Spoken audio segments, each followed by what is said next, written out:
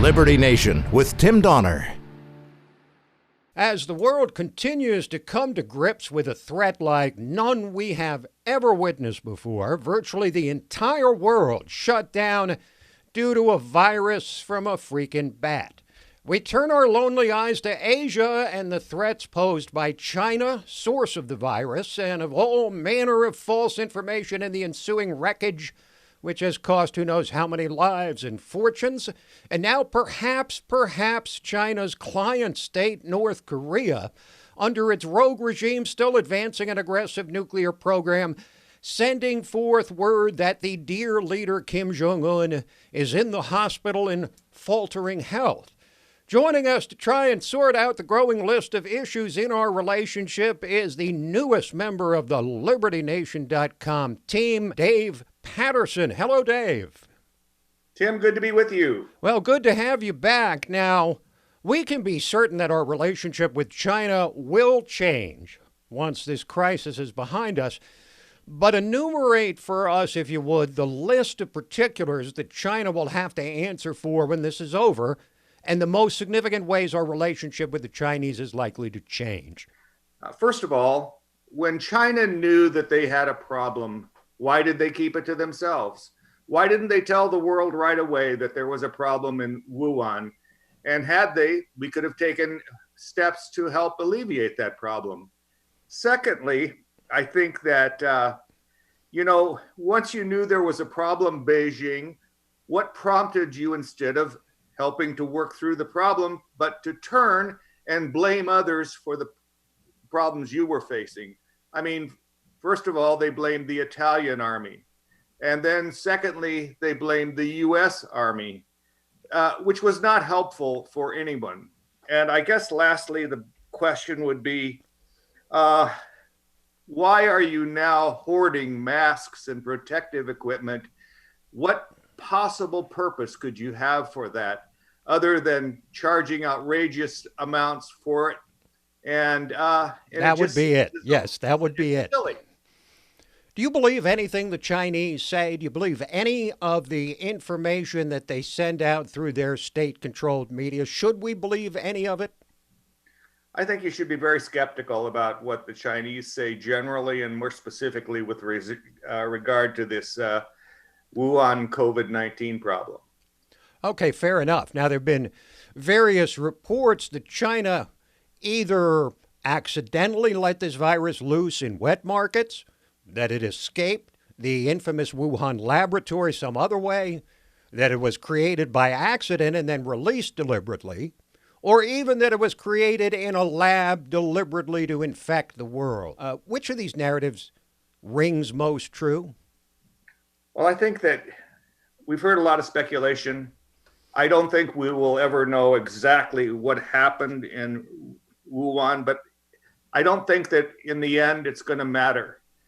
What matters is, once they knew they had a problem, why did they do everything possible to divert attention from them and to spread their propaganda around the world? And it's not just the U.S., but the rest of the world that is certainly going to take a new look at their relationship with China, their dependence on them. But let's move on to an article that you wrote on LN this week about the lack of reliable intelligence on the ground in China, which probably cost us big time in this crisis. How so, and why is our intel from China not more exhaustive or accurate? Well, as far back as 2017, there were reports that our assets within China had been discovered and were one by one eliminated. And most recently, Fox News had a piece where they again brought out the point that we no longer have good human intelligence assets in China, HUMINT. And those assets, HUMINT, is the most important information that you can have because it puts things in context. I'll give you an example. On 31 December, 175,000 people left Wuhan.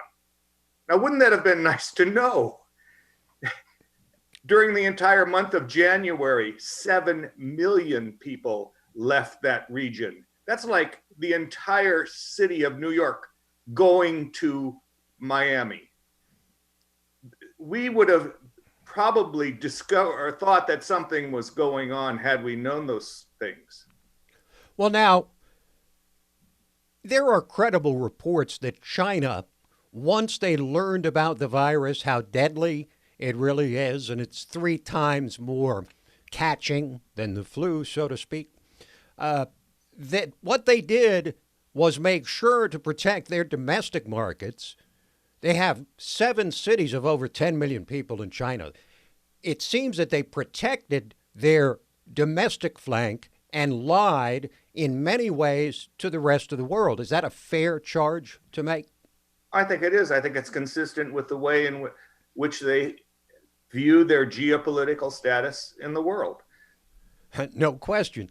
It's all about world dominance. It's not about getting along. It's in the Chinese character, has been for a long time. But you say in that same article I just referred to that China has imprisoned or executed multiple U.S. intelligence sources, leading to speculation that the Chinese have some sort of mole inside the CIA. Is there reason to believe this is true?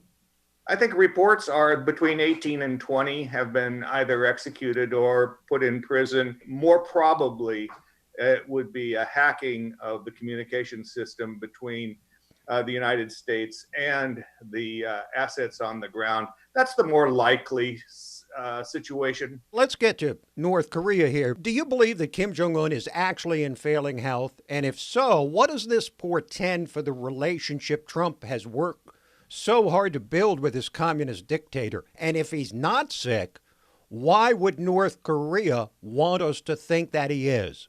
Probably Kim Jong-un had a medical problem. Reports out of South Korea suggest that that was true. On the other hand, you have the vice chairman of the Joint Chiefs who recently pointed out that it appears as though he is in control of the government.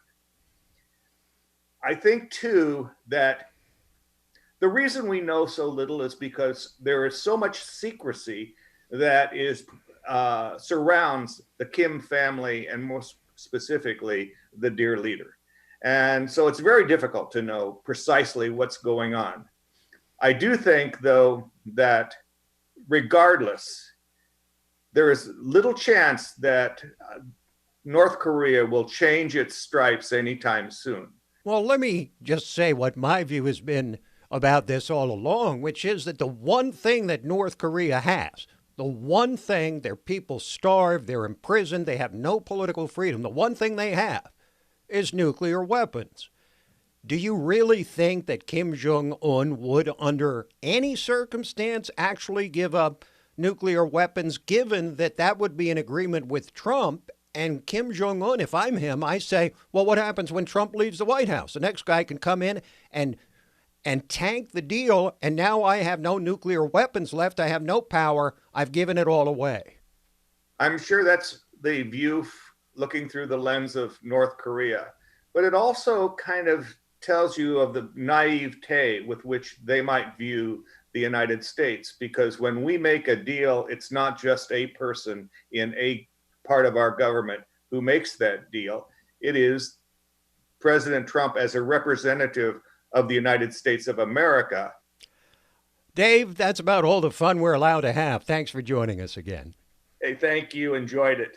Dave Patterson, LibertyNation.com. We'll take a quick break and come back to discuss the ups and downs and in and outs of Joe Biden.